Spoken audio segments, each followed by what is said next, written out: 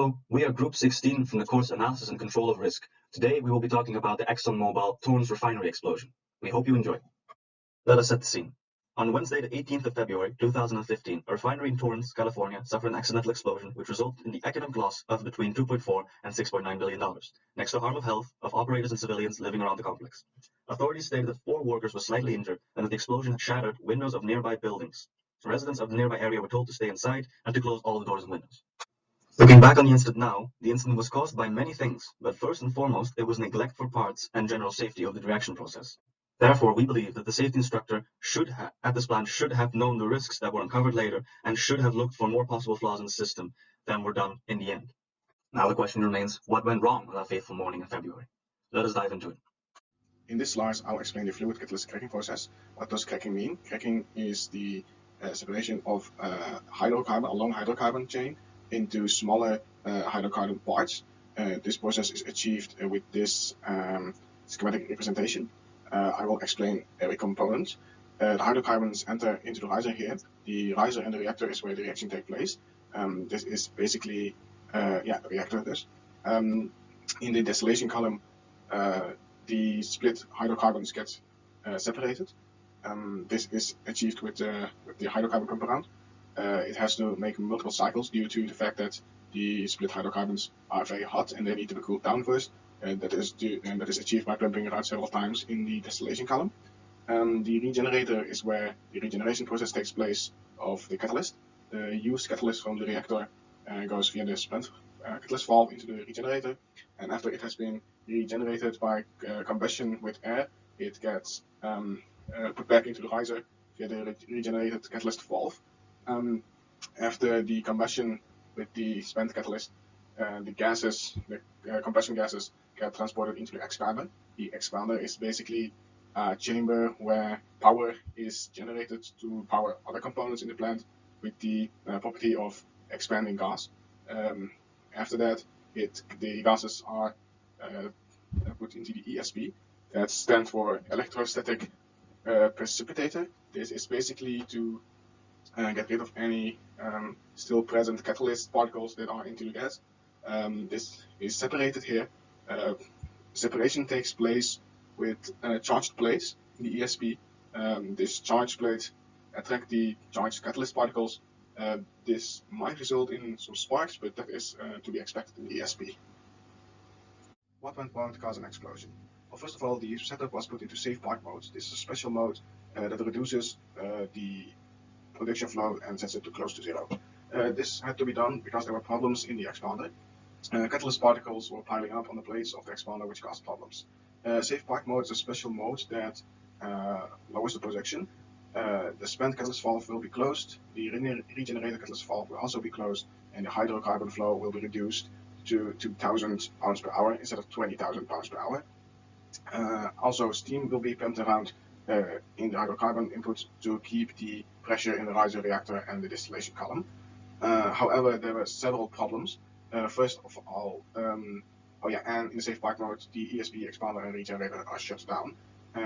The first problem that happened is that the ESP stayed energized, and as stated in the previous slide, in the ESP potential sparks could occur.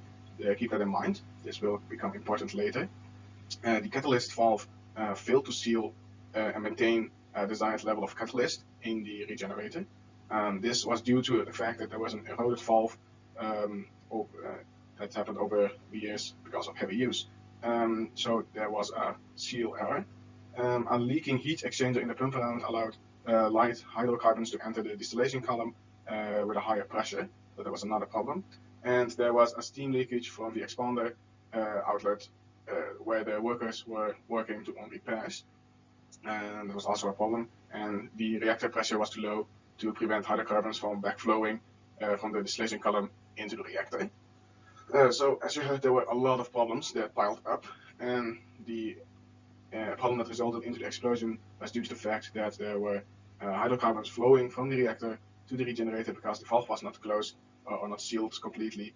That entered the expander where workers were working, and some went in the ESP, and that is the big problem because they, as stated before, it was still charged, and a spark occurred, and 1 plus 1 is 2, the whole setup exploded. And luckily before that, the alarms already went off that there was stuff leaking from the expander, so a lot of people already evacuated the plant, but it was already too late to stop for an explosion, and the explosion took place or started in the ESP. Now that we know what happened in the reaction process and what went wrong, we can look into what ExxonMobil's safety framework is. The company makes use of Operation Integrity Management System as framework for their safety culture, or OIMS. As you can see on the figure, this framework contains 11 elements, and each element has underlying values, assumptions, and expectations that the employees and organization as a whole must abide to. You can also see that it is split into 3 separate parts. So the driver, so management leadership, the operations, so everything that has to do with the operations of the plant, so personnel and training and management of change, to name a few, and the evaluation process, which has to do with the operations integrity and the improvements of the plant, of course. And according to ExxonMobil's website, this framework is implemented in all the branches of the company and implemented in every level. Now that we know what safety framework ExxonMobil is using, we can start to look at what are the deficiencies and strengths of this framework. An analysis based on Bisbee's article on safety culture was conducted on the OIMS framework to evaluate its strengths and defects for this risk reduction. First of all, the OIMS framework mentions the implementation of every level of the organization, yet it does not highlight how it is communicated amongst workers, which is an indication that employees might not all share the same underlying principles or meet safety expectations. Furthermore, based on this analysis, although the OIMS is built on the ISO 14001 standard, if one were to consider the numerous incidents that the company has suffered, this framework does not include a thorough report on incidents. It just states an analysis is necessary. Next to that, procedures for evaluation of health and fitness of the workforce are not mentioned. It is only mentioned training is implemented in the OIMS framework. So training of new employees is part of the safety framework, but it doesn't say anything about the evaluation of the health and the fitness. Also, the elements of the framework are too abstract and might be difficult to understand for some members of this workforce. And speaking of the members of the workforce, employees' compliance and uphold of the framework is not stated. It doesn't say anywhere how well the employees obey and comply to the standards that are given. So here are our recommendations for the OIMS framework. First of all, the OIMS framework can be made much more concise and understandable to ensure everyone, especially employees who are novel to safety culture, can master and implement it. Next to that, a thorough explanation should be included in the framework on how communication of OIMS is performed, to encourage employees to adapt the same safety norms, which can eventually lead to a stronger safety culture. The framework, in our idea, should also mention procedures on how the evaluation of the health and fitness of ExxonMobil's employees is assessed and specify what exempts an employee for a particular work operation. And lastly, incident reports should be part of ExxonMobil's safety culture, since it can bring to light hidden dangers which are buried within the work system. This one we think is the most important recommendation.